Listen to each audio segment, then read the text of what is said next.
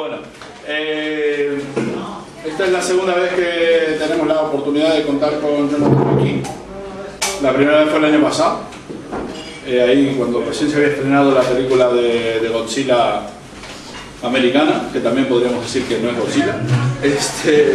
Y bueno, se podría decir que él es el experto más grande que existe sobre este monstruo aquí en España, ¿no? Se podría decir, ¿no? Vamos a decirlo. Uno de los más grandes. No, más grande. Que tenemos que darnos bombo aquí. El más grande. Pues está trabajando todavía sigue trabajando en un documental que es Godzilla, Hiroshima y el subtítulo no me acuerdo, que ya lo dirá y bueno, el año pasado no nos presentó nada del documental porque todavía estaba en proceso de subtitulado, de traducción y todo eso, pero este año sí que ha venido desde Bruselas exclusivamente para eso, para traernos trocitos de ese documental y para, bueno, y muchos de los que están aquí el año pasado no estuvieron, para que aprendan un poco sobre este monstruo tan adorado nuestro que su único objetivo es destruir Tokio. O pelearse con el malo que quiere destruir Tokio para poder destruirlo él, básicamente. Todos los guiones son eso, ¿no? Pero bueno, yo soy muy fan de Godzilla, no tanto como estos dos, pero soy fan, eso tengo que decirlo. Y bueno, Jonathan y Octavio, que él es el perpetrador siempre de Godzilla aquí en Netflix, ¿o no? Sí. Bueno, él tiene a punto de editar un libro que se llama ¿A quién vas a llamar? A quien no saben sobre qué va el libro. Pues Octavio López y Jonathan Bellés. Pues ahí está. Aplaudan, que si no se la llevan. Bueno, pues partiendo de la presentación que ha hecho Maxi de Jonathan, pues yo quería comentar que yo conocí a Jonathan hace ya 15 años, en el 2000-2001, y en el origen fundamos la página web Godzilla en castellano, y poco después empezamos a hacer quedadas entre Castellón y Alicante, hicimos algún que otro viaje, fuimos a Sitges, hicimos un reportaje, entrevistamos a Ángel Sala, que ha escrito posiblemente el mejor libro de Godzilla que hay en España, que es Godzilla, de 50 aniversario, de Calamar Ediciones. Y bueno, con el tiempo Jonathan estudió en la Universidad de Bellas Artes y bueno, decidió que nada mejor que Godzilla para hacer su tesis doctoral en la universidad. Y como he dicho Maxi, ese viaje le llevó a Japón, donde entrevistó a los máximos artífices de la filmografía de Godzilla. Y bueno, otra vez voy a presentar a Jonathan, que aquí lo tenéis, que os va a explicar una de las actividades que tenemos preparadas para esta tarde. Muchas gracias.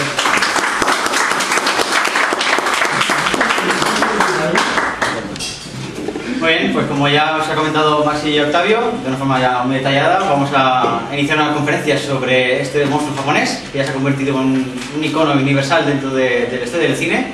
Ya tiene una historia de más de 60 años. Y previamente lo que vamos a hacer, me gustaría, le propuso a Octavio de hecho, es hacer un pequeño ejercicio práctico, que espero que dure entre 5 o 10 minutos máximo, en el que vamos a repartir una pequeña hoja DIN A5 en blanco, y me gustaría que escribierais qué es Godzilla o qué idea tenéis sobre él, previamente antes de la conferencia. No vale copiar el título de la conferencia, evidentemente. Hostia, seguro que ya tengo un rotulador en la mano. Muy bien. Vale, se trata un poquito nada. Brevemente, si conocéis el monstruo, si no lo conocéis también, lo decís tranquilamente, no lo conozco directamente, no sé nada, o solo es un monstruo que ataca a Tokio, poco más, ¿no?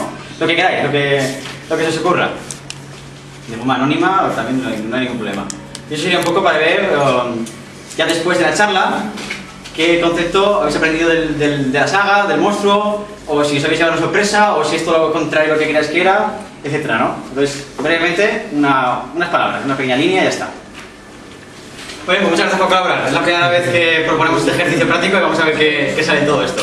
Vale, a ver qué contrastes tenemos al final de la charla, qué ideas tenemos sobre la figura de Godzilla, las películas, simbología, etcétera, ¿no?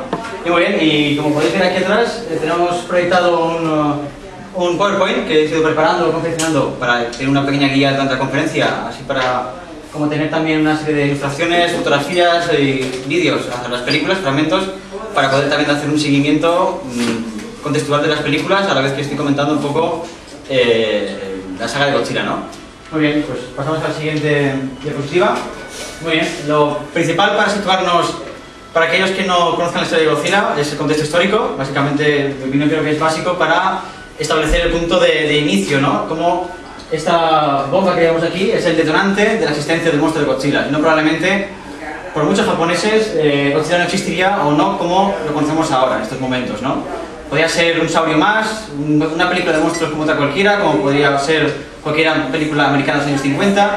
Sin embargo, aquí tenemos una película, un monstruo con un trasfondo muy importante y remarcar que es básicamente la primera película de Godzilla, básicamente del año 54, 1954, que es la que se toma de esta forma tan en serio, de una forma seria, para hacer una película dramática, melodramática, con tintes de ciencia ficción y creo que convertiría y crearía finalmente el género o el subgénero, como algunos llaman, del Kaiju Ega, ¿no?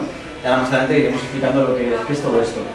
Pues muy bien, para conocer el contexto histórico ya tenemos claro que tenemos aquí una imagen de una bomba atómica. Esta bomba atómica pertenece a la bomba H en la Torón Bikini del año 54, en 1 de marzo del 54 es cuando los norteamericanos hacen estallar la bomba por primera vez para, evidentemente, pues demostrar más la fuerza que pueda tener esta nación, o pruebas científicas, o ver los efectos radiactivos que puedan haber en la atmósfera, en la naturaleza, o incluso en la gente que fue contaminada por la propia bomba, tanto norteamericanos como nativos de islas, etc., ¿no? Entonces, este hecho es muy importante porque va a ser el detonante, como decía, de la creación de Godzilla, o por lo menos de su significado, ¿no? Pero vamos a ir un poquito más atrás en el tiempo. Vamos a la siguiente diapositiva y vamos a ver si es mejor. Vamos a este escenario primero. Este escenario desolador, destruido, en blanco y negro. Estamos viendo las bombas de Hiroshima y Nagasaki por otro lado, y abajo una vista panorámica de la destrucción de Hiroshima después de la bomba atómica. Esto es súper importante porque esto, bueno, sucede, como ya sabéis, en el 45, después de al final de la Segunda Guerra Mundial, antes de que Japón se rinda incondicionalmente. Este punto es muy importante marcarlo porque inicia la paranoia, el miedo colectivo hacia el miedo atómico, hacia la amenaza nuclear. Por primera vez en la historia se hace público que estas armas existen, porque previamente, ya en los años 43, 42, 44, ya se han hecho pruebas en Estados Unidos, en Nuevo México, etcétera, etcétera, ¿no? En grandes desiertos, pruebas secretas de los norteamericanos. Y aquí tenemos por primera vez el uso de esta arma en una población civil, mayormente civil, no militar, como previamente se decía, únicamente para demostrar probablemente la superioridad del ejército norteamericano en ese momento de la guerra. En la guerra no hay leyes, por tanto, de hecho no se ha respondido todavía a este ataque oficialmente por parte del gobierno norteamericano. Entonces, evidentemente, esto es un punto de inflexión para la sociedad japonesa y yo creo que también para la globalidad, por lo menos del mundo occidental y la parte occidentalizada de Asia, ¿no? ¿Por qué? Porque en un momento somos capaces de destruirnos a nosotros mismos por cientos de miles de personas, en un momentito. Es decir, aquí estamos hablando de al menos 300.000 personas muertas entre ambas ciudades. Esto es muy importante porque Godzilla parte de todo esto. Es decir, no estoy diciendo por decir, esto es una referencia clara, dicha por el propio director de la película, el productor, los actores, etcétera, etcétera. He traído algunas referencias de las entrevistas que hice en Japón a los directores y autores de estas películas que aún siguen vivos, hablándome de todo esto, ¿no? Yo creo que es muy importante conocerlo para por lo menos entender la profundidad de por qué existe el personaje. Eso es muy importante. Evidentemente, luego el personaje a lo largo de 60 años hasta la actualidad deriva a cosas totalmente diferentes, ¿vale? Por eso lo iremos desarrollando poco a poco. Bien, pasamos a la siguiente diapositiva.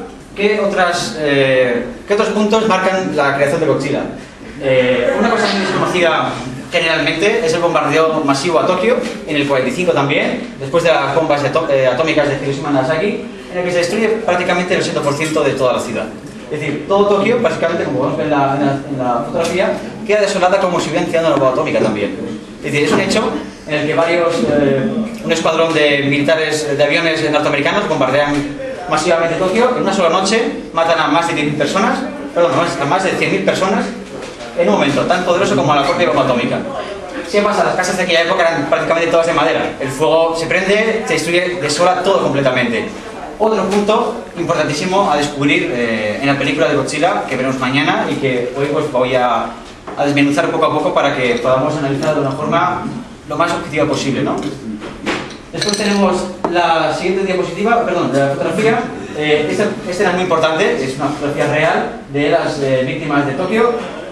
una pequeña fotografía de otras muchas que podemos encontrar en internet o en los museos respectivos a la tragedia.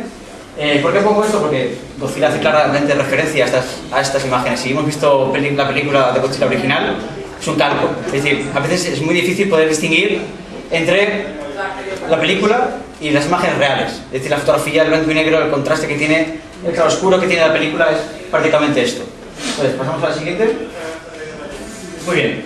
¿Qué otro detonante considero importantísimo, y también los japoneses lo consideran? Este suceso también, que parece una anécdota, pero que es también muy importante para la película Godzilla y para la sociedad japonesa, que la moviliza por completo, por ejemplo, en el año 54, como ya sabéis, que acabo de mencionar, el día 1 de marzo explota la bomba H, que es la primera diapositiva que hemos visto.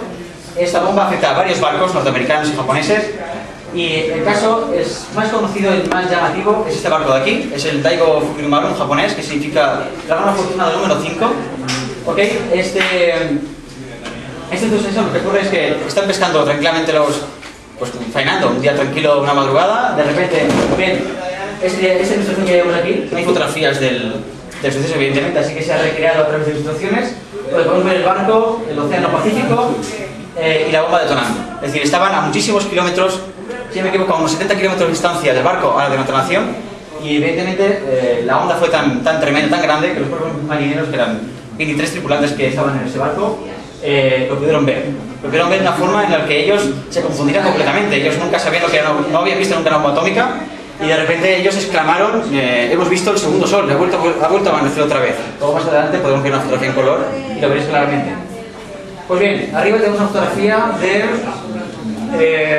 de unos científicos chequeando con el aparato Geiger, que es un conocido dispositivo para controlar la radiación y medirla, a ver si es muy peligrosa, si no lo es, etc. Entonces ahí vemos una caja con un pescado, que es un atún, ya que este barco lo que hacía era pescar atunes básicamente en el Pacífico. Toda la mercancía fue contaminada y inmediatamente fue sepultada bajo tierra, cerca de la bahía de Tokio. Bien, en esta fotografía, que es también en Tokio, en Yoshikazu, que es el nombre del muelle donde atraca el barco, ya lo ha contaminado, uno de los tripulantes muere al poco, creo que son a los 5 meses, fallece por el tema de radiación. Todos los tripulantes, el resto de los 22 van falleciendo progresivamente, a todos les pasan los síntomas: náuseas, caída de pelo, mutación de piel, se le cae la piel, no le vuelve a crecer más. Bueno, no he tenido fotografía porque son bastante fuertes, pero luego en el trailer que veremos volumen también.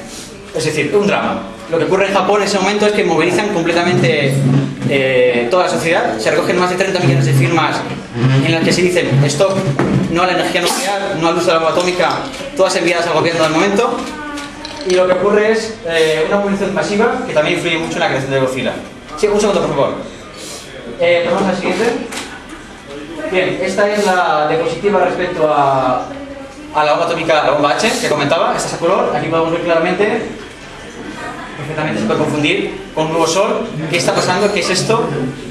La onda expansiva llega 2 horas después al barco.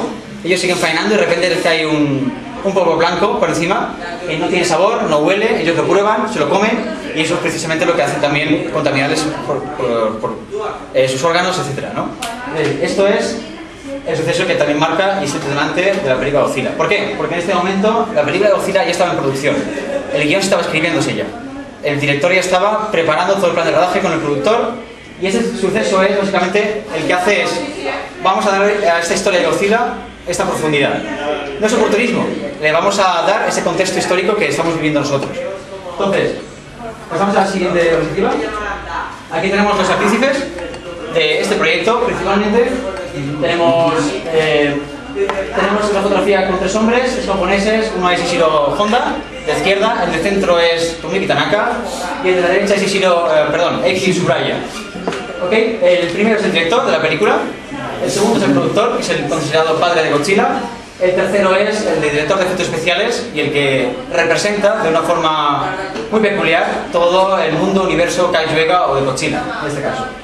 Me gustaría centrarme primero en los 2 primeros, ya que básicamente son las personas que quieren hacer la metáfora, la metamorfosis, o como quería verse, del suceso japonés, de esta amenaza nuclear. Pasamos al siguiente. Bueno, aquí tenemos a Tanaka, que da algunas fotografías para que podamos ver cómo son ellos. Aquí tenemos a Tanaka en el estreno de la película de Godzilla del 84. ¿Pasamos al siguiente, Octavio? Tenemos también a los creadores de Godzilla con una película de los años 60 sobre el monstruo. Pasamos al siguiente.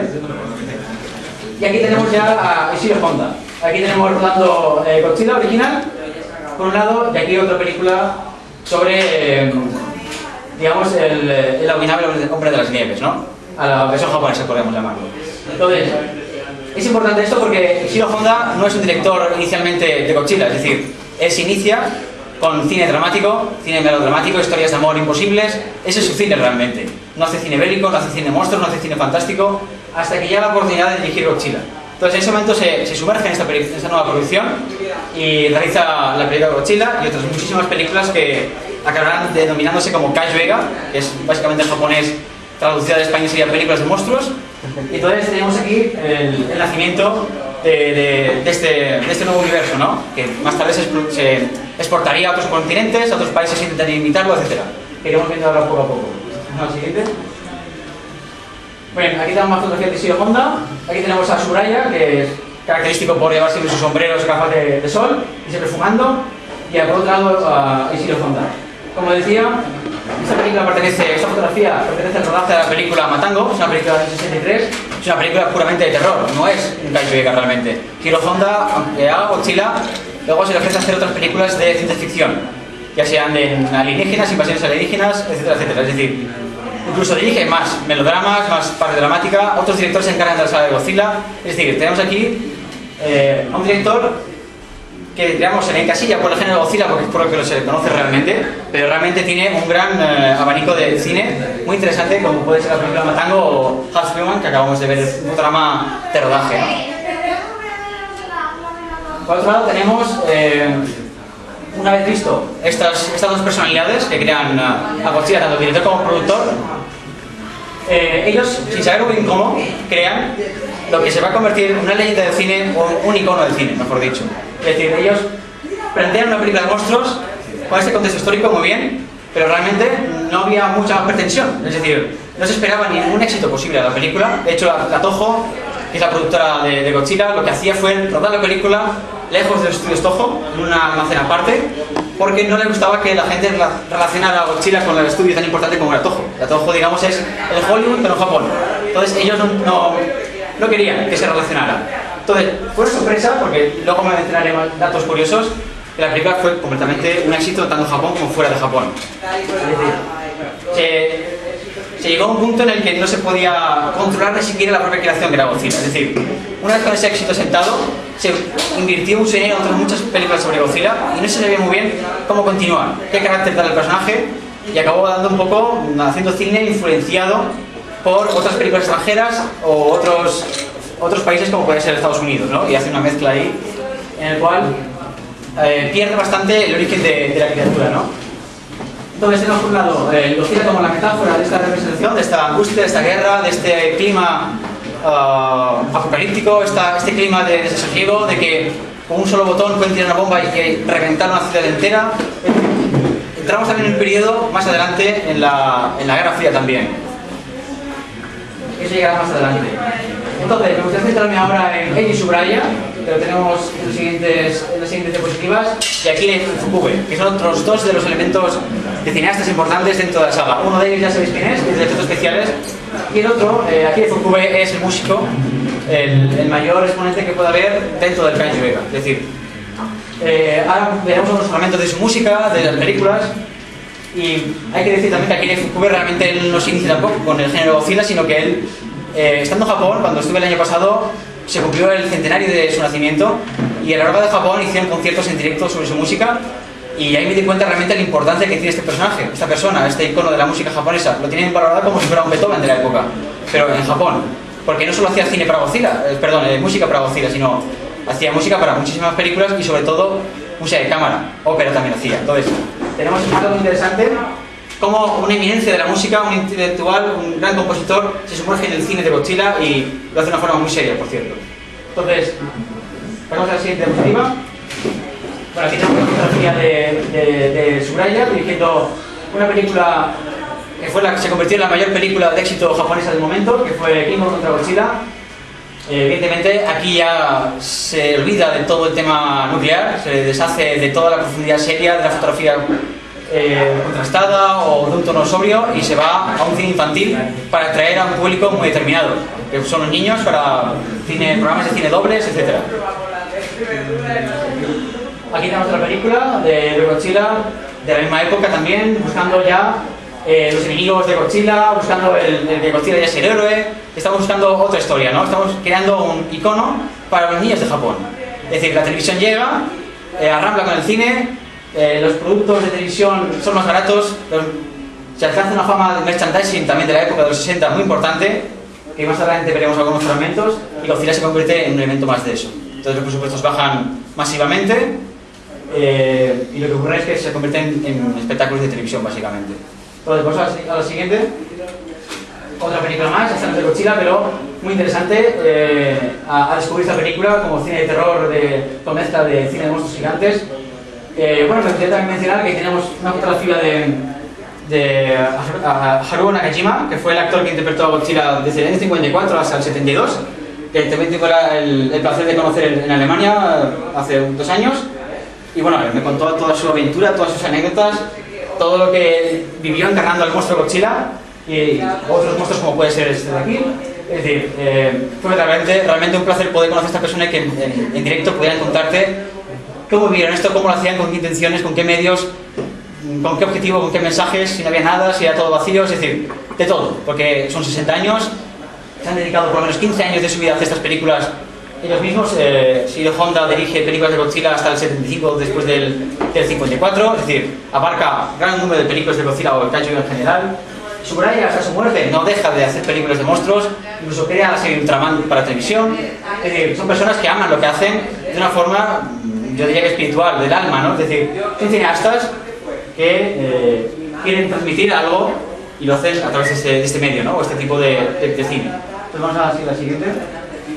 Bueno, otra más, de una detallada maqueta de una ciudad ficticia que pues, puede ser Nueva York o alguna similar de Estados Unidos, previamente antes de su destrucción, por cierto. Todas las maquetas se destruían por completo, las fabricaban con un vidrio muy finito que se deshacía enseguida, algunas incluso con galleta, es decir, alucinante, porque claro, la galleta te rompes enseguida y tiene esa textura, ¿no? Como de hormigón roto, etcétera, ¿no? Pues muchas funciones así también.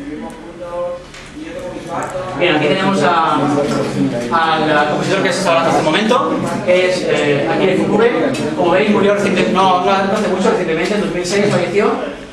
¿Y qué se le debe a este señor, no? Pues tenemos a Tanaka, que se le debe la idea de crear Godzilla. Tenemos a Shiro Honda, que se le debe la idea de mezclar Godzilla con la bomba atómica y el video nuclear. Tenemos Tsuraya, que tiene su peculiar mundo y formas de representar Godzilla para la televisión y para el cine, a través del hombre disfrazado, del actor disfrazado y con detalladas maquetas, ¿no? Y tenemos al cuarto, que es Akira Ifukube, que vamos a ver enseguida qué aporta la saga de Godzilla. Por un lado tenemos el rugido, todos tenemos en la mente el rugido de Godzilla, está hecho con un contrabajo, aflojando las cuerdas y con el arco de contrabajo en vertical con resina. Es decir, al rozar las cuerdas con resina de contrabajo, con las cuerdas sueltas, creaba ese sonido característico de Godzilla que hoy en día sigue sonando incluso en Hollywood, ¿no? Entonces a ese le debe eso, que es importantísimo. Originalmente los técnicos de sonido de Toho, pues lo típico, se van a un zoo, graban rugidos de leones, de monos o el animal que sea y hacen mezclas y demás, ¿no? El director Ishiro Honda estaba muy descontento con eso porque él quería crear un personaje con una personalidad, un carácter, ¿no? Entonces, Ifukube, que estaba en los estudios en ese momento de grabación, escuchó rumores de que tenían problemas con el rugido del monstruo y sin decir nada se fue a su casa y empezó a crear sonidos con diferentes instrumentos y afortunadamente pudo hacerse con un contrabajo, ya que en Japón en ese momento solo había 2 contrabajos, por lo menos oficialmente. Uno de ellos estaba en el Círculo de Bellas Artes y en la Universidad de Música de Tokio. Como él era profesor allí, bueno, pues tuvo dificultades también para conseguirlo, pero al final se hizo con un contrabajo, se lo llevó a su estudio y ahí hizo su grabación del rugido. Después ese rugido se postproduce en una sala de estudios de la Toho y suena el rugido que hoy en día tenemos en nuestra mente, ¿no? Que ya creo que ya es inolvidable, de hecho. Entonces, ese es el legado de Ifukube para el cine de Godzilla en este caso, incluso para el cine mundial. Luego, también tenemos otra cosa muy interesante que es el leitmotiv. Esto es muy característico en la ópera, ¿no? Crear un tema para un personaje. Aparece un personaje X, tenemos el tema X. Tenemos el personaje Z, tema Z, siempre son el mismo, ¿no? Para hacer una caracterización. Hay una película alemana de los años 30 titulada originalmente como M, o El vampiro de Düsseldorf, que ahí tenemos los silbiditos, por ejemplo, ¿no? No es realmente un tema musical orquestal, pero el tema musical, ese silbido, es lo que hace recordar a este personaje asesino, ¿no? Pues aquí tenemos lo mismo, pero con Godzilla, y con cada una de las criaturas de Godzilla con las que lucha, con las que se enfrenta al ejército, a los humanos, el planeta en general, tiene siempre su tema, ¿no? Entonces, a mí me gustaría poner uno de los fragmentos. En este caso es el tema principal, o el leitmotiv del personaje Ghidra, que es el dragón de 3 cabezas, que acabamos de ver hace un momento.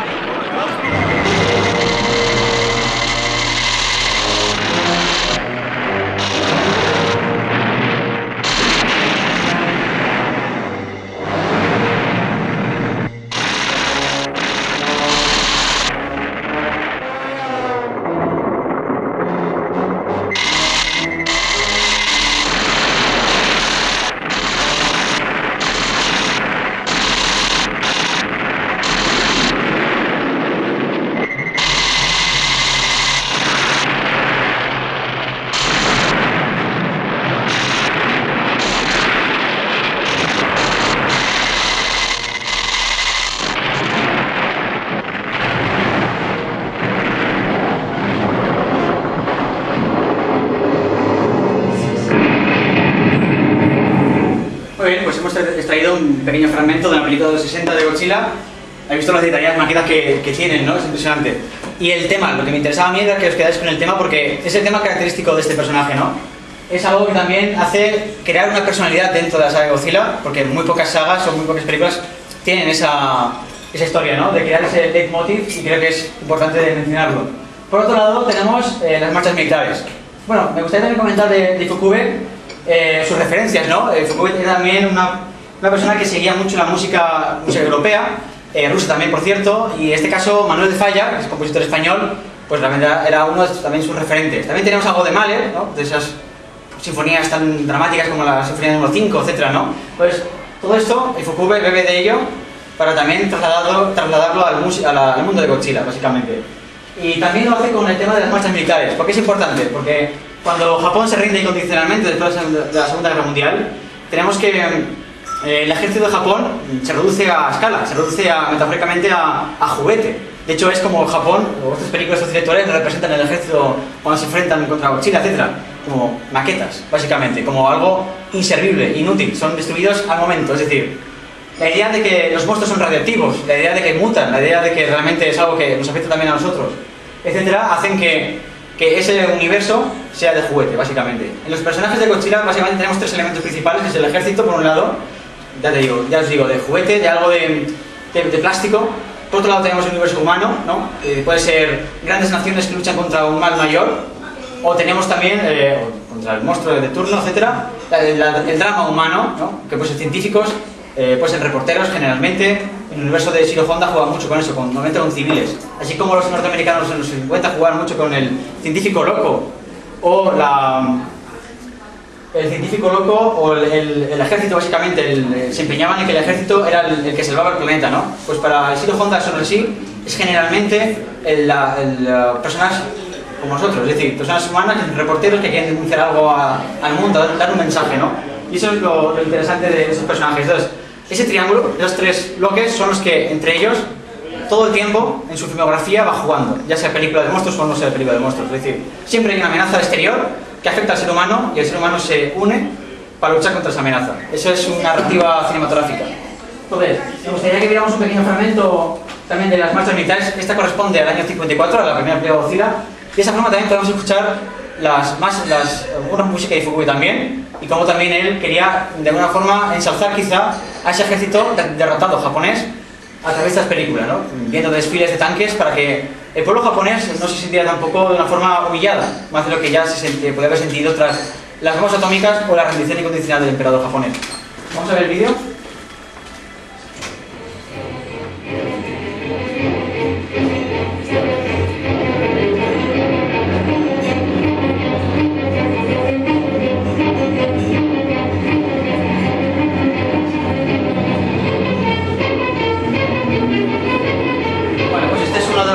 más característicos de la saga y que Fukue repite esta saciedad con miles de variantes cada vez que el monstruo Godzilla aparece en Tokio, ¿no?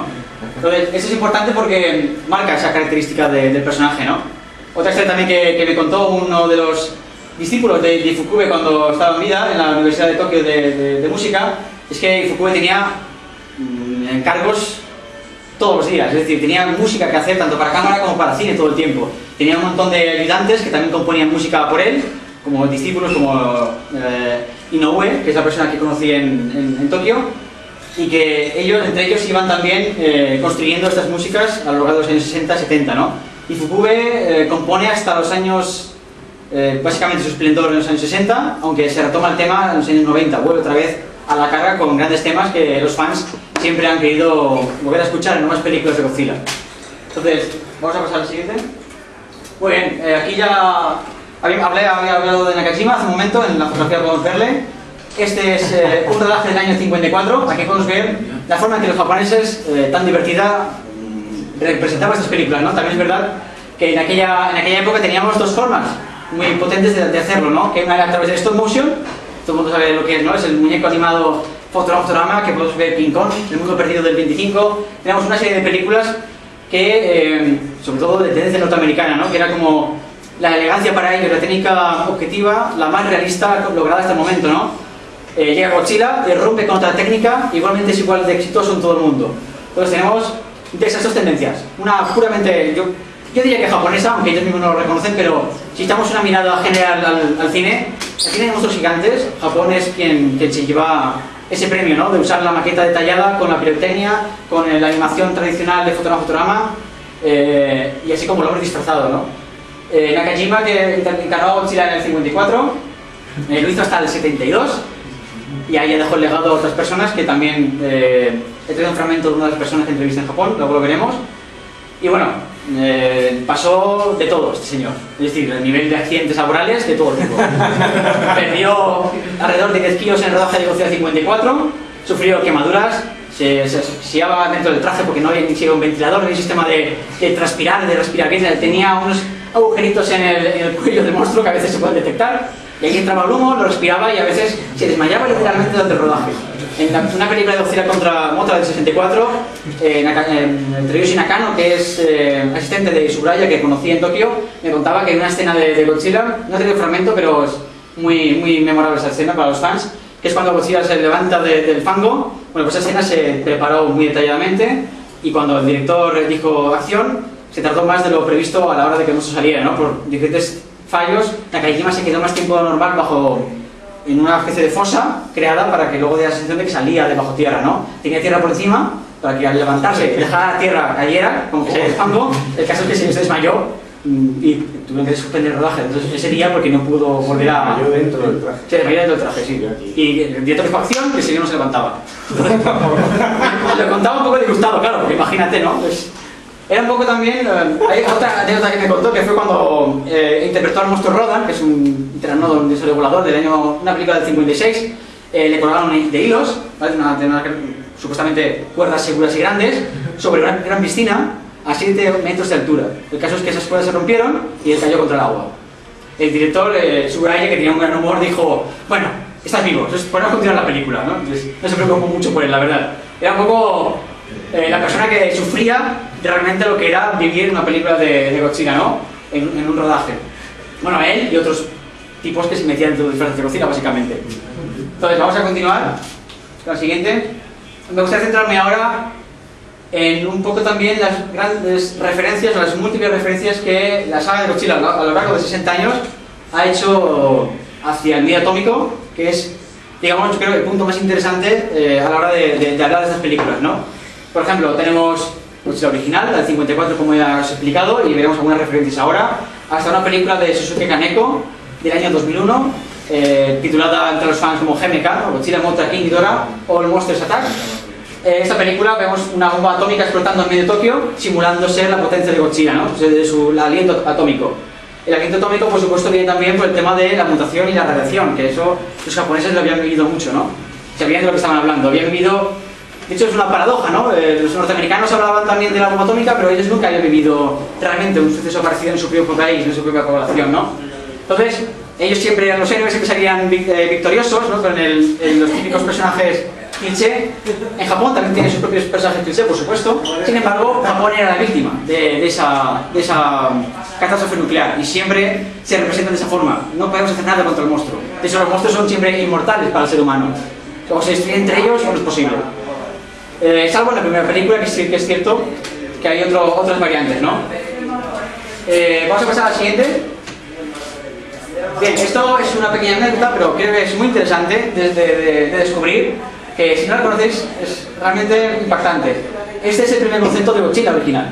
¿Qué le pasa a la cabeza? Es un poco extraña, no es el Godzilla normal, ¿verdad que no? ¿Qué le pasa? Tiene una cabeza de hongo atómico. Fijáis que tiene como una cabeza de seta, hongo de explosión nuclear, o simula serlo.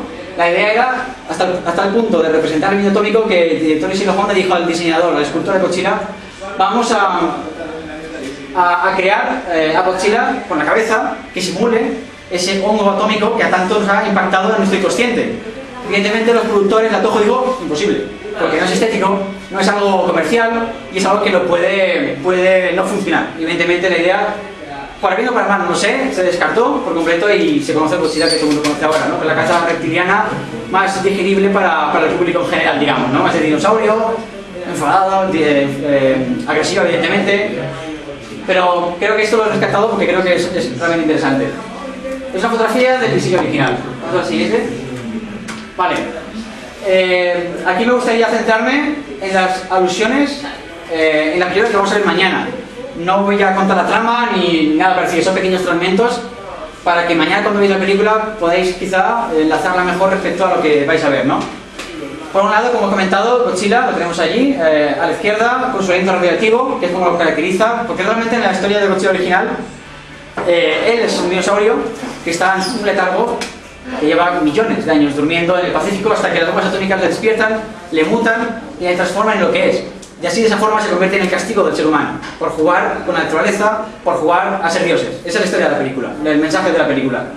Entonces, por otro lado tenemos el poder del monstruo que es, al fin y al cabo, nos lo merecemos por jugar a ser dioses, y entonces la víctima ¿quién es? La sociedad, nosotros. En este caso, representada a Japón. De hecho, casi no hay alusiones al extranjero en la película, pero realmente es algo que nos afecta a nosotros, porque ya sabemos que la radiación no entiende de frontera realmente. En la película el monstruo contamina ríos, lagos y eso afecta pues, no solo a Japón, sino que ya sabemos que todo eso se mueve, ¿no? Pues realmente accidentes reales que por desgracia hemos vivido en la humanidad. Vamos a ver algunos fragmentos. Este primer fragmento es el inicio de la película, es prácticamente el primer plano de la película. ¿Qué es esto? Es un barco. ¿Qué recuerda esto? Al dragón afortunado. Es decir, la película empieza con el suceso del barco afortunado, número 5, y aquí tenemos una alusión a esa posible bomba H o explosión acuática atómica, o al propio Godzilla, que es a lo que juega la película. ¿Qué es eso realmente? ¿Godzilla o realmente la explosión de la... Aquí tenemos, como he visto en el plano final rápidamente, un polvo blanco que básicamente es lo mismo que los marineros vieron en el incidente con el pesquero, realmente. Ellos lo cuentan, lo narran así en sus libros o en sus memorias. Una ceniza que entra por el cuerpo, no huele, no tiene sabor, es la ceniza de la muerte, que es como lo llamaron los japoneses en ese momento. Todo el mundo tenía miedo, todos los niños tenían miedo que se les cayera el pelo, que esa ceniza llegara por su casa. Era cuento para no dormir, básicamente, muy real, por desgracia. Entonces, la película se inaugura así. Es muy potente eso, y hay que saberlo. En el siguiente tenemos una escena, bueno, luego comentaré.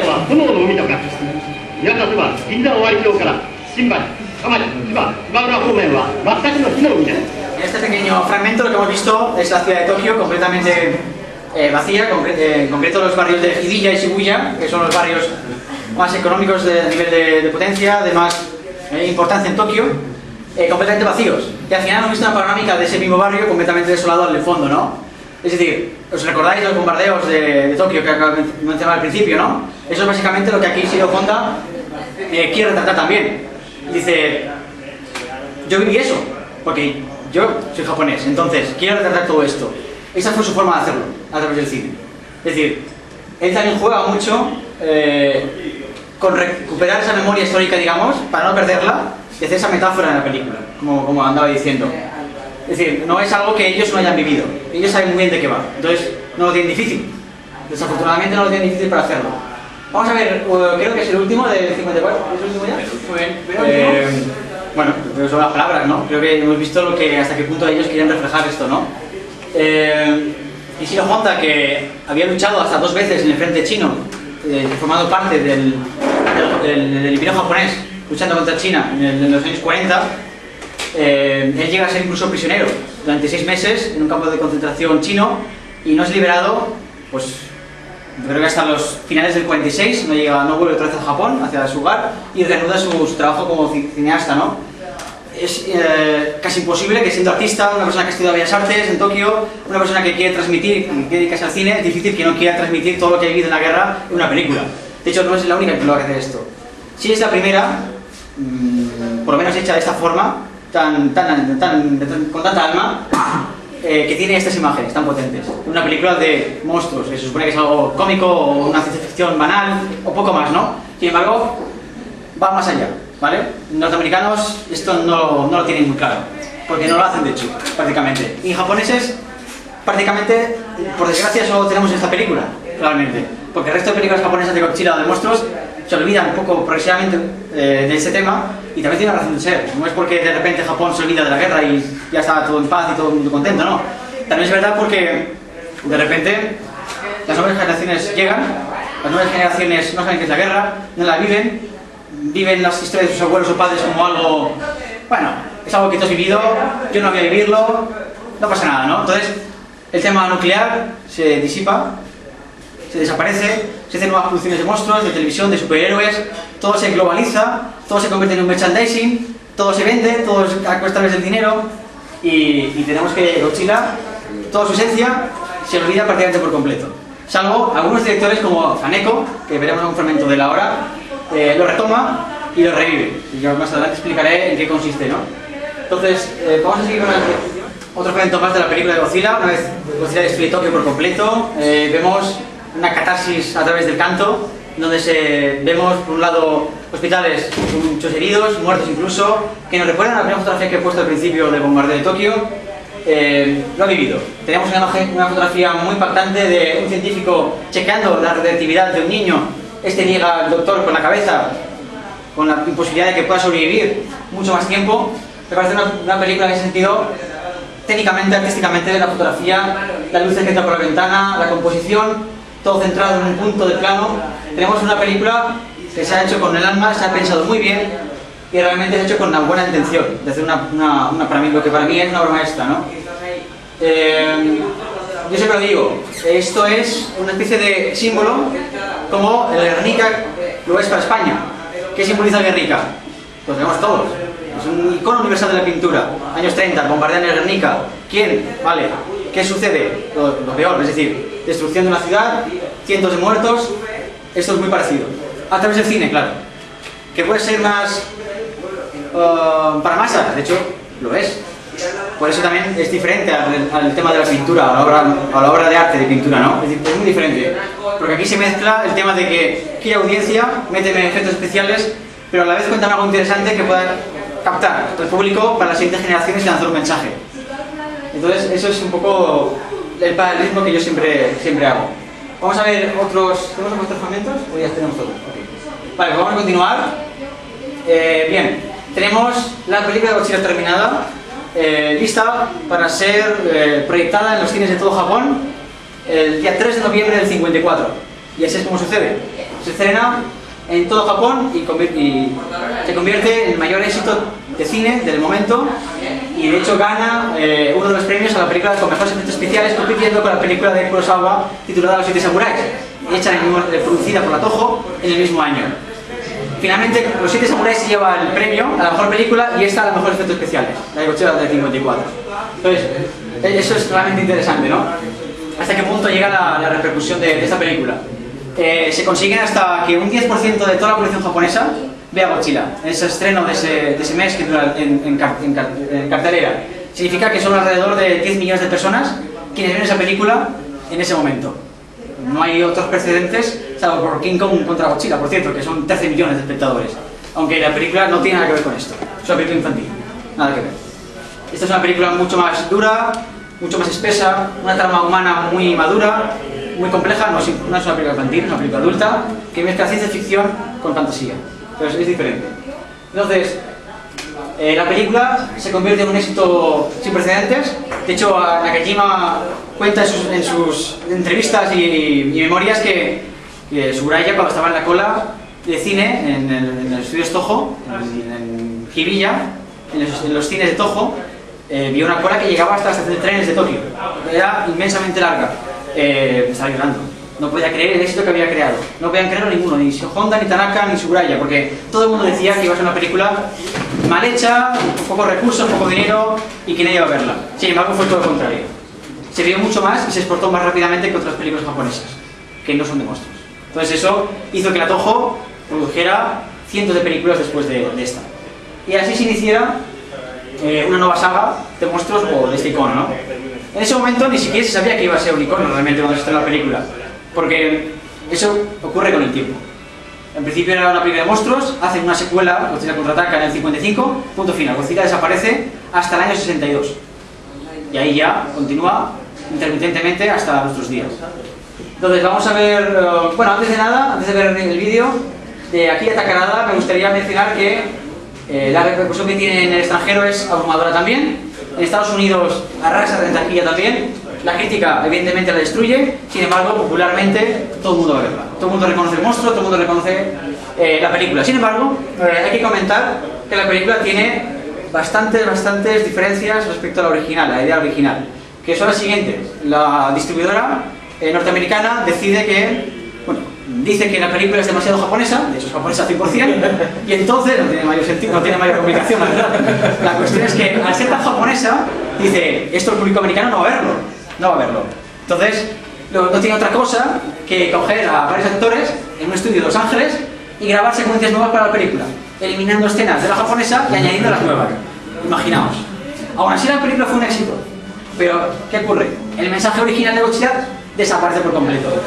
Ese mensaje antinuclear, esas alusiones a la bomba, eso desaparece. Aún hoy en día no está claro si eso es intencionado o no. Se han hecho entrevistas a los directores, a Terry Morse, que fue el director de esa nueva versión americana de Godzilla, al que se pregunta si eso fue intencionado, pero realmente no hay una explicación satisfactoria para nadie todavía. Es muy curioso, de hecho no es la única película que sufre esas modificaciones. Ya en el 84 hay otra película japonesa de Godzilla donde el tema nuclear vuelve otra vez y mete el tema de la Guerra Fría. Bueno, pues lo que hace Estados Unidos es cortar, y igual, entrevista al productor, distribuidor, ¿es intencionado? No, era por tiempos. Poco creíble, porque además el diálogo incluso cambia en el doblaje. Solo hay que ver la película y compararlas. Cambia mucho. El enemigo es Rusia y los amigos, en la versión en Japón, por cierto, son todos amigos entre comillas que luchan contra una amenaza que es Godzilla. Sin embargo, los americanos en el doblaje consiguen que la versión del 84 americana se convierta en una especie de pelea contra Rusia. ¿Okay? Tiene ese mensaje contrario. Hay que ver los diálogos cómo cambian y es muy sutil, pero solo viéndolo se queda en el inconsciente o en el consciente. Entonces, sufre un montón de variaciones. De hecho, el actor protagonista de esa versión americana es Raymond Burr, que protagoniza una película que es como La ventana indiscreta, en el 56 de Alfred Hitchcock, y aparece esa película y es un reportero que va a Tokio a seguir un poco el tema de Godzilla, ¿no? Y él se queda en una especie de títere, ¿no? A través de una ventana normalmente, viendo cómo Godzilla destruye y escribiendo. Es un poco bastante ridículo, pero destruye todo el significado original. Por tanto, hay que ver la versión original japonesa y la americana como pura curiosidad, en mi opinión. Muy bien, dicho esto, por cierto es el 57, llega 3 años después a Estados Unidos, y no es hasta el año 2004 que los norteamericanos puedan ver la versión íntegra japonesa. Y es ahí, yo creo, cuando realmente Estados Unidos tiene, o la población general tiene la idea de por qué Godzilla fue creado. Y fue a través de todo este contexto histórico del que estoy hablando. No es hasta el 2004 que se lanza el DVD, que se puede apreciar porque además se estrena en varios cines norteamericanos, la película. Vamos a pasar al siguiente. Muy bien, lo que no sabía ni Tanaka ni Honda era que habían creado, como comentaba, un icono en el cine, que es lo llamado Kaiju Ega, como dice Takada, que significa Kaiju, monstruo, Ega, película, ¿vale? Película de monstruos, básicamente. Se le puede llamar género, subgénero, como queramos, pero al fin y al cabo es la forma en que los japoneses únicamente se refieren a este tipo de películas. Entonces, bueno, aquí he puesto una fotografía del making of de una película de Godzilla de los años 60. únicamente para ver la gran cantidad de monstruos que existen, y eso son solo una parte de ellos. Vamos a pasar a la siguiente. Muy bien. He dividido en 3 partes, como es popular o conocido, la saga de Godzilla de esos 60 años en tres etapas. La serie Showa, que abarca del 54, la primera película, hasta el 75, que es la última de la primera etapa. Luego he añadido la serie Heisei y la serie Millennium, que más adelante, después de estas explicaremos efectivamente. Aquí me gustaría destacar básicamente lo que hemos hablado de la primera película y el periodo del 55 al 75. Tenemos 15 películas de Godzilla y muchísimas más películas de ciencia ficción y fantasía japonesas, ¿no? Dirigidas por Ishiro Honda y otros directores. Pero aquí me gustaría centrarme que el personaje evoluciona, como he comentado antes por encima.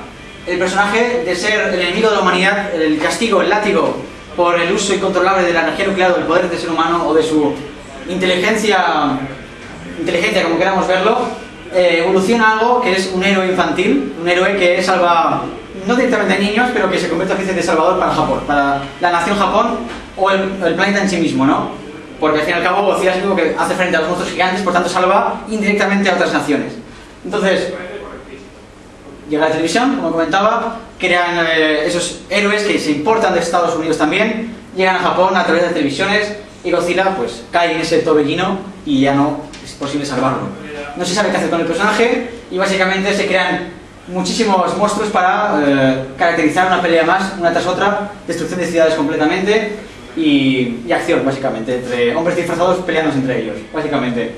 Entonces, hasta el año 84, la siguiente diapositiva ahora cuando la hable, veremos que se transforma otra vez el monstruo y Tanaka, que es el productor de la película, quiere recuperar los orígenes para que se vuelva a tomar otra vez en serio y la película se vea en todo el mundo. Veremos qué pasa con eso. Otra cosa también es el Monster Mash, que es el concepto de los monstruos como la fotografía anterior. 12 monstruos juntos luchando entre ellos. Esa es la idea que Tanaka creía que iba a funcionar para recuperar la figura de Godzilla, que no funcionó. Y básicamente esos serían los puntos importantes que yo mencionaría en esta etapa, que se distingue como Showa porque es la etapa que vivió el emperador japonés en esa época, hasta que murió en los 80. Básicamente se divide por eso, no por otra cosa, no es algo exclusivo de Godzilla. Vamos a ver, antes de ver los vídeos, vamos a ver, voy a comentar también el monstruo Gamera. Gamera es el rival directo de Godzilla, ¿no? Es la parte, el monstruo que nace a través de otra productora de cine japonesa. Es una tortuga gigante, por cierto, para los que no lo conozcáis, que también surge de la bomba atómica, es despertado del Polo Norte, etc. Interrumpo un segundo, por favor. Y aquí está. Pues esta tortuga es salvadora de niños directamente. Rivaliza con Godzilla y por eso Godzilla se ve forzado, los productores, a hacer algo parecido, porque sí tiene mucho éxito, a pesar de que sus películas son lo que son, ¿no? Pero Gamera entra muy bien en televisión, entra muy bien en cine y Godzilla tiene que competir para no quedarse atrás. Entonces, esa fuerza entre ellos mismos, otras productoras japonesas también hacen lo mismo, crean dos monstruos más o menos conocidos, pero para rivalizar contra Godzilla. De hecho, en Europa tenemos Gorgo, que es una película del 61, una producción británica, en la que un monstruo, también un hombre disfrazado, ataca a Londres. Es un intento de sabotear ese éxito de Godzilla para tener también una marca europea. No funcionó. No funciona en absoluto. Porque básicamente parece que esto es algo puramente japonés. Aunque ellos digan que no, que es algo que todo el mundo puede hacer, realmente solo ha funcionado en este país, en este contexto histórico y en este momento de la historia por algún motivo. Entonces vamos a ver la llegada de la televisión en Japón, que es en el 64, 65 cuando tiene mayor auge, y entonces crean las series de televisión. Que por cierto, el señor de gafas de sol con sombrero, Subraya, es el artífice, el creador de la serie de Ultraman, que está, como he puesto ahí interrogante, es porque hoy en día aún siguen haciendo películas de Ultraman y series, pero como churros, todo el tiempo, y los niños lo consumen. Entonces, puesto en el 66 fue creado hasta, no sé, ¿vale?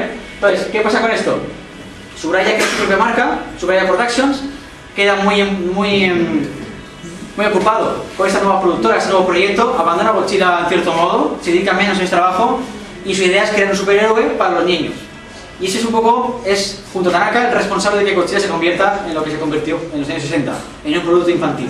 Porque él cree que las nuevas generaciones no tienen que volver a recordar el tema de la guerra y se crean películas sin ningún tipo de trasfondo social, digamos, o realmente importante. Y Ishiro Honda es apartado porque no quiere saber nada de todo esto y le pasan el testigo a otros directores de cine japoneses para hacer esas películas. Entonces vamos a ver algunos fragmentos. El fragmento de los monstruos encima de la Tierra, que es una película del 65, donde ya claramente Godzilla se desbanca del terror atómico y se crea la idea del Godzilla salvador, ¿no? de Japón. Aquí tenemos un ejemplo de Godzilla Tanzania.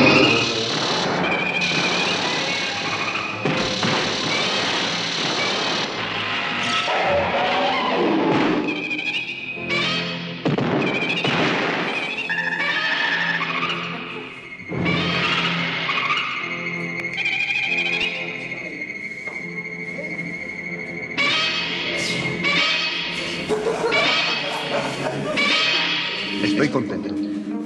Es la primera vez que hemos podido espantar al monstruo sin sufrir daños ni pérdida de vidas.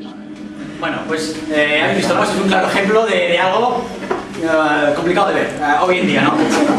Sin embargo, a los niños les funciona, yo lo he visto, niños de 3, 4, 5, 7, 8 años viendo esto y disfrutando como, vamos, yo también disfrutaría, sí, yo lo disfruto aún. Y bueno, pues este es un ejemplo y una anécdota de esta secuencia es que ese baile que habéis visto danzar de Godzilla al enfrentarse contra Ghidorah y vencerle no estaba previsto en el guión. Shiro Honda no sabía nada de todo esto. Y fue el actor de la película, Tsuchiya, el que le dijo a Tsuraya, que está en el rodaje: ¿qué te parece si Godzilla salta al vencer al monstruo como hace un superhéroe japonés de la época? No recuerdo el nombre cuál es, pero lo investigaré. Hay un superhéroe japonés de un cómic que hace lo mismo. Y el Tsuchiya, que era muy seguidor de este personaje, le sugiere a Tsuraya que lo haga. Y el señor dice: oh, perfecto, a la niña le va a gustar. Y Shiro Honda se enfada muchísimo cuando se entera de esto, sin embargo ahí está. Porque Tanaka dijo: muy bien, me gusta. Es un motivo por el cual también Shiro Honda a partir de ese momento se desbanca, porque no es su idea. Para él Godzilla es la primera película, el resto de películas para Shiro Honda es película de monstruos gigantes que pelean y no es Godzilla para él, realmente. Eso lo dice en una entrevista que hicieron en los 80. Vamos a ver este fragmento también como idea de Monster Mash.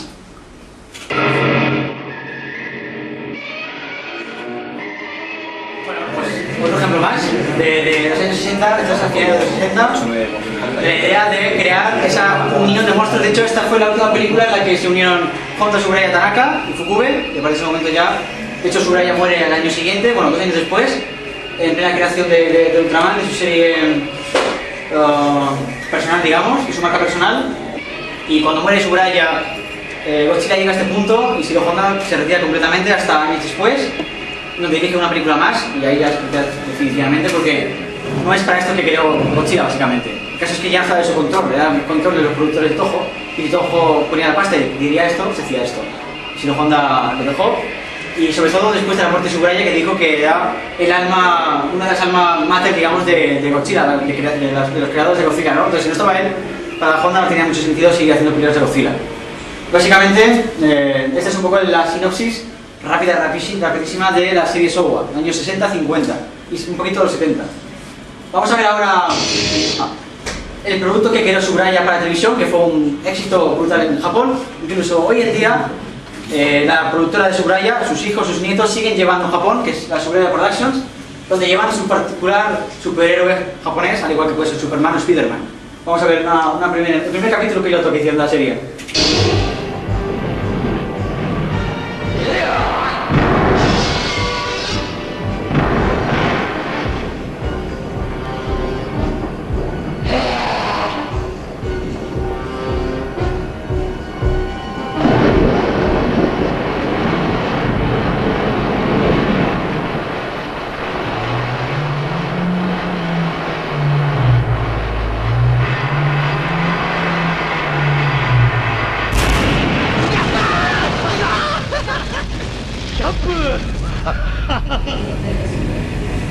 Bueno, este fue el origen de un gran género de superhéroes japoneses que hoy en día siguen aún trabajando y haciendo películas de ese estilo, porque la cultura japonesa, el modo de ver cine japonés no es nuestro modo. Esto es inconcebible para nosotros, sin embargo ellos lo tienen con un orgullo impresionante. Si algo supe de ellos es que es una cosa que llevan muy de cerca, ¿no? Vamos a ver la siguiente diapositiva. Muy bien, nos entramos ahora en el 80-90. Tenemos el renacimiento de un Godzilla serio, dramático, que llega de la catástrofe nuclear otra vez, en el 84. Esa película, Godzilla, el retorno de Godzilla, que es la que se vuelve otra vez a mutilar la película, recortar diferentes mensajes antinucleares y meter en la zona unas partes norteamericanas, ¿no? El cine ahora también influenciado por otros países, como puede ser la industria de Hollywood, entra en Japón y se establece como en Europa, ¿no? Es esto el cine. Entonces, competir con ellos, con hombres disfrazados, es muy difícil. Los cambios, el ver al hombre disfrazado cambia por completo. Entonces, ya no tiene esa trascendencia, por lo menos en cuanto a efectos especiales. Sin embargo, para el momento, para el contexto de la época, funcionó muy bien. Hay que reinventarse ahora. Hay que buscar esas nuevas tecnologías o esa fusión entre el efecto especial generado por ordenador, con el hombre disfrazado, maquetas, etc. Se ha intentado, se está probando, se está haciendo en Toho para que esa técnica tradicional siga funcionando hoy en día también. Entonces, aquí pasa mucho también en el cine europeo. Muchas personas que conozco o que he escuchado, pero el cine europeo no es como el cine norteamericano, es mucho más potente, más cine, ¿no? Parece cine. Entonces, cuidado, porque nos estamos cargando el cine autóctono, ¿no? Tenemos nuestro propio cine también, nuestra propia cultura, y esto es la forma de salvar aún su cultura japonesa. Ellos tienen su forma de hacerlo, que es esta, haciendo sus películas tradicionales como siempre. Es su sello. Entonces yo creo que es muy interesante que no perderlo tampoco, porque si además sigue funcionando, si los fans seguimos viendo estas películas es porque siguen funcionando para cierto público, ¿no? Yo creo que eso es interesante. Yo no me crié, o nosotros no nos criamos en este contexto. Ellos sí, sin embargo, hay algo que nos atrae, ¿no? Nos interesa de ello, por eso estamos aquí. Entonces, esto es importante, plantearlo. Lo dejo también un poco en el aire para reflexionarlo, porque es muy complejo, realmente. Ese cambio de cultura, de contexto, de forma de ver el cine, cambio generacional, es complejo. Sin embargo, Godzilla sigue produciendo Godzilla, se sigue haciendo películas, entre los años 90 hasta el 95, en donde Godzilla se convierte de nuevo en una especie de película de aventuras y de peleas. Se introducen nuevos elementos, Terminator, Jurassic Park, hacen una especie de copia y pega norteamericana, pero con Godzilla. El director de esta película, de Godzilla contra King Ghidorah, el señor Kazuki Omori, me contó en una entrevista que él no se planteaba realmente nada interesante, nada profundo que contar en sus películas de los años 90, sin embargo son muy interesantes. Pero él lo veía como una montaña rusa, así me lo dijo, montaña rusa. Sus valles, sus climas, es decir, como un acordeón. Aquí, tensión, descenso. Como se plantea realmente el cine de acción. Es decir, no se quería nada más mostrar realmente en esta etapa, nueva etapa de Godzilla realmente. Sin embargo, los mechas, los robots, todo eso vuelve a desaparecer. Hemos traído un pequeño vídeo sobre una película de Omori, del director que entrevisté, en el que, bueno, pues podemos ver esa mezcla de mechas, con Godzilla, con gente del futuro, con, bueno, peleas en la ciudad de Tokio, etc. Vamos a ver el vídeo.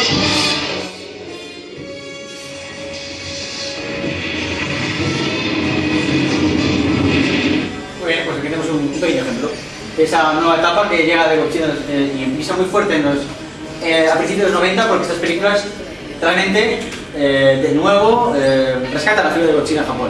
De nuevo, el interés del público asciende, evidentemente no tanto como los originales, pero estamos hablando ya de cifras de quizá de 3 a 4 millones de espectadores en todo Japón. Lo cual para Toho ya es un revivir del género y de la figura de Godzilla. Muy bien, ya entramos en la serie Millennium, año 99, año 2004. Kaneko dirige una peli de Godzilla en el 2001 para la productora Toho y de nuevo vuelve a arrasar. No tanto como él quisiera, porque Toho es una productora que le oprime en cuanto a tiempos. El argumento que me dijo Kaneko fue porque él proponía 7 meses de producción y Toho se lo redujo a muchísimo menos porque iba a estrenarse la nueva película de Doraemon. Entonces quería Toho hacer el estreno simultáneo de Doraemon y Godzilla para que tener mayor ingreso de beneficios de cine. Lo cual que acaba haciendo que Kaneko no pueda ser la película que podría haber sido.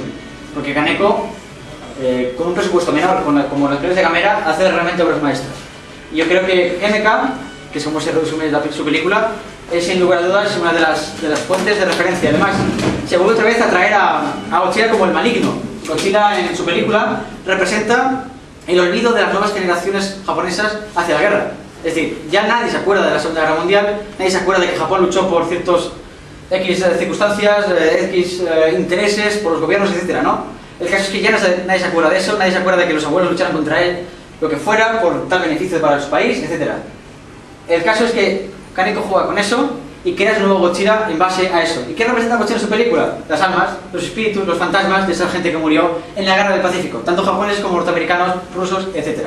Entonces Godzilla es un Godzilla, yo diría que incluso amorfo físicamente, tiene unas particularidades que no antes se han visto. Por ejemplo, no tiene pupilas, tiene ojos en blanco, es como un fantasma que deambula por Tokio luchando contra monstruos, ¿no? Entonces, De nuevo, Godzilla vuelve otra vez a representar, entra en el tablero del juego con esa fuerza y la película se convierte en un gran éxito para Japón. Y, por supuesto, para los fans, que es también como una referencia clara. La última película de Godzilla ya la tenemos en el 2004. Antes de esta película, en el 2000, 2002, 2003, el director Masaki Tezuka hace 3 películas sobre Godzilla, puramente aventuras, no hay ningún tipo de trasfondo realmente importante, aunque sí añade la idea de que Godzilla realmente es una especie de tsunami, de tormenta, de tifón, algo natural que rambla allá por donde va. Entonces hay que detenerle, básicamente. Se olvida el tema nuclear, básicamente. Y luego llega el 2004 con la película Final Wars, que es la película definitiva, digamos, que cierra el bloque de los 50 años de la saga, en la que se pretende hacer una Monster Mash al estilo Ishiro Honda de los años 60 finales, y se crea una película realmente que combina todos los elementos de la saga de Godzilla en una sola película. Vale, pues yo creo que con esto también una breve panorámica sobre la saga de Millennium. Y aquí me gustaría brevemente centrarme en el trasfondo o el impacto que ha tenido Godzilla en Estados Unidos. Ha tenido un gran número de seguidores, una gran expansión, digamos, y se ha convertido también parte de, incluso, como una especie de elemento adoptado de Japón, ¿no? Que forma también parte de su cultura pop, de hecho. Yo creo que es importante porque ya se han hecho 2 superproducciones norteamericanas de Hollywood, una en el 98 dirigida por Roland Emmerich, que es un cineasta alemán, que creo que conoceréis porque ha hecho películas como 2012, El día de mañana, etc. O Independence Day también. De hecho hizo Independence Day poco antes que Godzilla. Realmente él no quería dirigir Godzilla, él dijo que fue un encargo de rebote, que no quería haber hecho, y se nota. Porque realmente hace una película que no es Godzilla, es como Jurassic Park, ¿no? Pero con dimensiones, como el T-Rex de Jurassic Park, pero con dimensiones multiplicadas, ¿no? En cuanto a dimensiones, a altura. Total, bueno, sí me hace mucho hablar de esa película, la verdad. Yo diría que el background de la película, el fondo, está completamente manipulado respecto al original. Si recordamos la película, se inicia con unos créditos, por cierto, con una música de David Arnold preciosa, del 007, es lo único que merece la pena, creo yo. Y que el fondo de la película es que los franceses tienen la culpa de todo. Es decir, los franceses hacen las pruebas atómicas y son ellos los que, porque no olvidemos que Francia tiene una gran, hasta hoy en día de hecho, una gran presencia en la energía nuclear, ¿no? No sé si armas, no lo sé, pero sí en energía nuclear.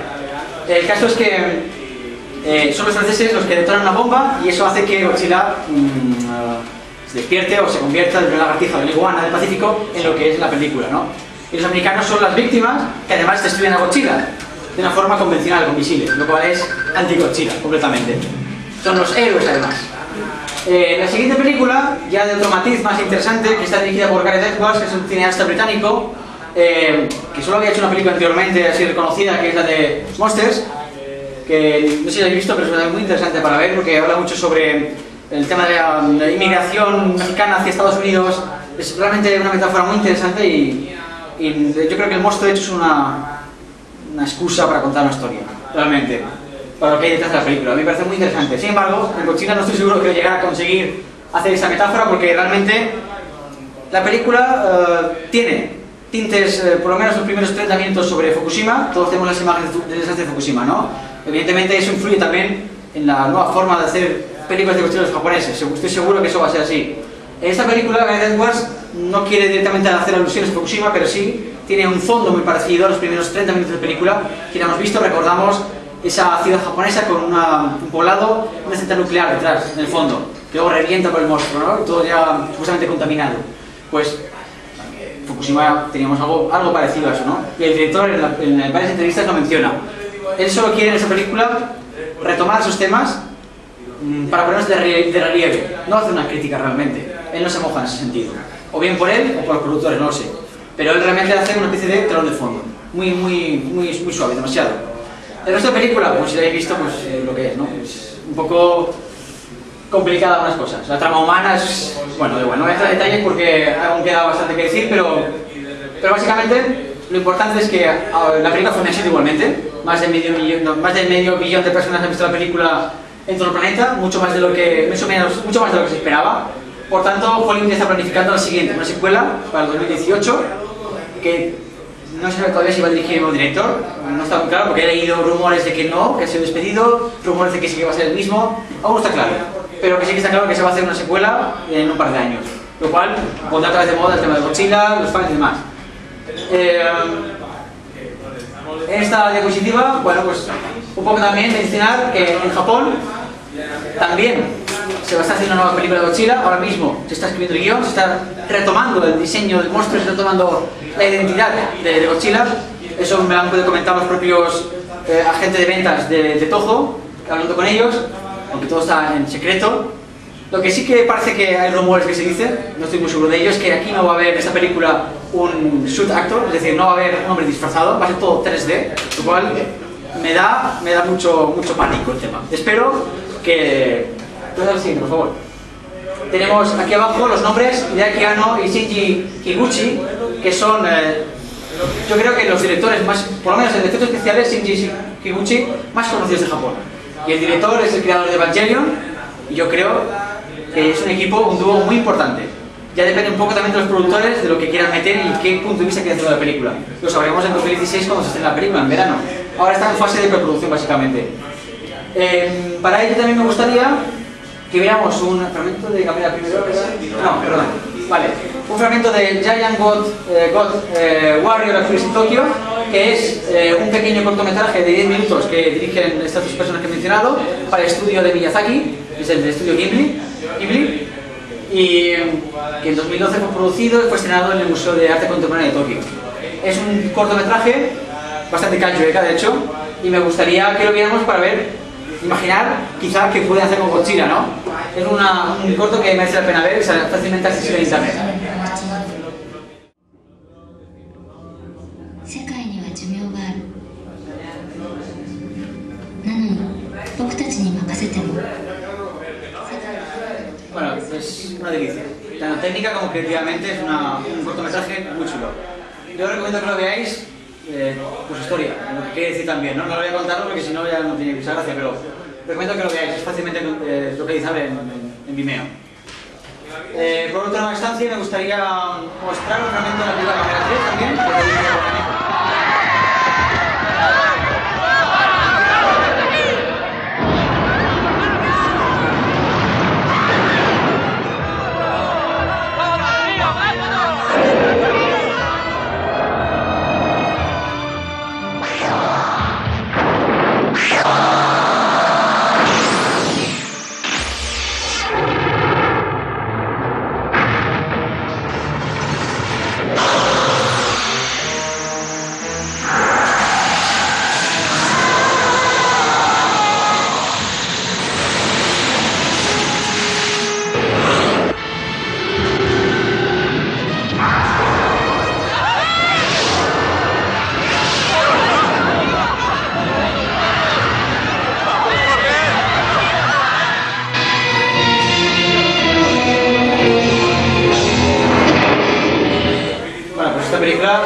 Recuerdo que podemos verla el próximo domingo.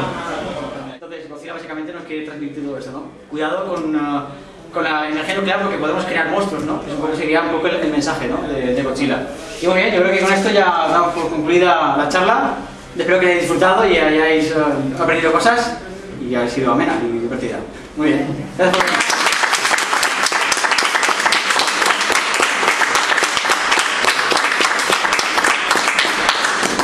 ¿Tenéis alguna pregunta o comentario también? ¿O sí?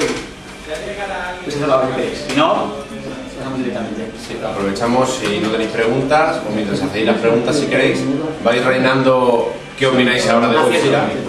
En la parte de atrás de la hoja lo podéis escribir. El contraste, y yo aprovecho para recoger las papeletas. Así que adelante. Difícil, ¿eh? Bueno. Se me ha olvidado mencionar esto, es un libro, bueno, hay un montón de libros sobre Godzilla, ¿no? Pero este libro que está escrito por Alan Vecina, es un autor canadiense, creo que es el mejor libro que refleja todo lo que he estado comentando aquí en estos momentos. Está en francés, pero se puede hacer un esfuerzo si te gusta el tema y se puede entender fácilmente. Es un libro que, bueno, habla de política, de economía, de Godzilla, del cine, pues espectacular, yo lo recomiendo Es un libro increíble. Además es un libro que en 2011, tras la tragedia de Fukushima, el autor sacó una segunda edición para incluir un capítulo sobre Fukushima. Y es realmente interesante, merece la pena leerlo. Es muy recomendable. Hay muchos más, ¿eh? Vamos a proceder al sorteo, ¿de acuerdo? No os vayáis porque me gustaría hacer una foto con cada premio que os toque, ¿de acuerdo? Tenemos una figura de Godzilla que va a ser... papeletas también. Ah, ¿quedan papeletas todavía? El premio gordo, por así decirlo, es la figura de Godzilla. Luego tenemos dos cómics que nos ha cedido Aleta Ediciones, del cómic oficial que salió el año pasado de Godzilla, la taza y dos revistas que son un poco el premio de consolación, pero incluye un reportaje que analiza toda la filmografía de Godzilla de principio a fin y que es bastante completo. No es porque lo haya escrito yo, pero es bastante bien. Espera que te va una papeleta más. A ver. ¿Lleva el sorteo? Vamos a por la figura. César Pérez. ¡Mira! ¡Se lleva la figura!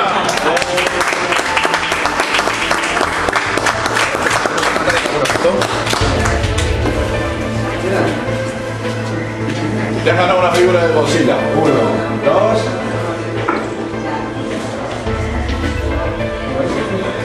José Antonio García García.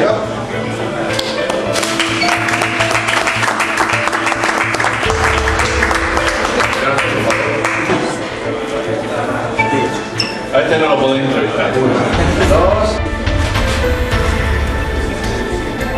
Laura Díez.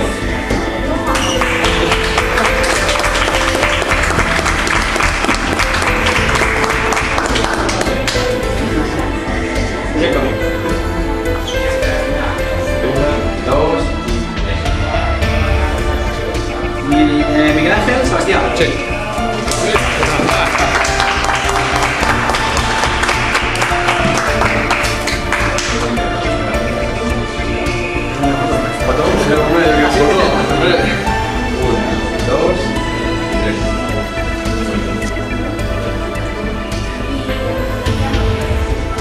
Pina Perea.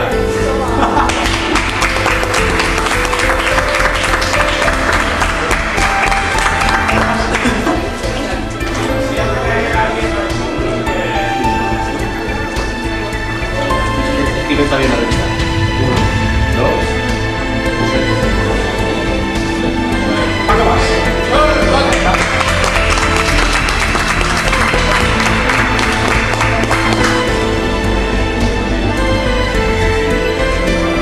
De la alegría es el chico.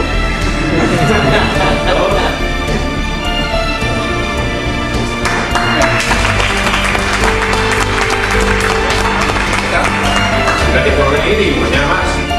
Eso mismo, mañana a las 8, Godzilla de 1954. Dirigida por Luis Honda.